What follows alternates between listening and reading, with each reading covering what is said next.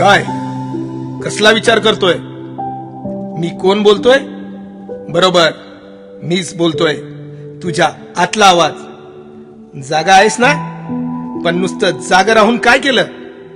कधी या नेत्याच्या मागे तर कधी या पक्षाच्या मागे नुसतं मेंढरासारखं फरफटत गेलो, पण तुझा आत्मसन्मान कधी जागा झालाच नाही. तुझी अवस्था तूच करून घेतली आहेस, म्हणून रसातळाला जाऊन आज एक वंचित घटक बनून राहिला आहेस. ज्यांच्यासाठी रक्त आटून निवडून आणलंस, आज ते तुझ्याकडे ढुंकनही बघत नाही. शेवटी तू एक वंचित आहेस, एक वंचित घटक. पण आता घाबरायचं कारण नाही. याच सर्व वंचित घटकांना एकत्र घेऊन आपले बाळासाहेब, हो आपलेच बाळासाहेब आंबेडकर, तुझ्यासारखे असंख्य घटकांना एकत्र करून संसदेकडे निघाले आहेत. चल त्यांच्या सोबत. बाबासाहेब आंबेडकर म्हणाले होते, जोपर्यंत इथला वंचित घटक संसदेत जात नाही तोपर्यंत इथल्या वंचित घटकांचा विकास होणार नाही. पण तू काय ऐकलंच नाहीस.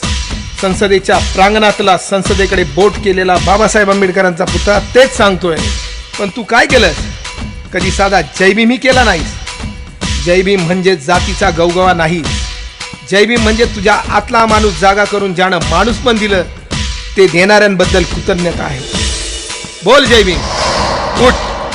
हीच तुझ्या अस्तित्वाची लढाई आहे आणि तुला ती जिंकायची आहे. तू जिंकणारच, कारण तुझ्यासोबत बाळासाहेब आंबेडकर आहेत. डॉक्टर बाबासाहेब आंबेडकरांनी सांगितलेलं आता तुझ्या भिंतीवर लिहून ठेव. मला या देशाची शासनकर्ती जमात व्हायचं आहे. बाबासाहेब आंबेडकरांच्या विचारांना कृतीत आणण्यासाठी सर्व बहुजन वंचित घटकांना एकत्र करून स्वाभिमानाची अस्तित्वाची लढाई लढण्यासाठी या 28 सप्टेंबरला पार्क स्टेडियम सोलापूर येथे बाळासाहेब आंबेडकर सोलापूरला येत आहे. तू पण जा.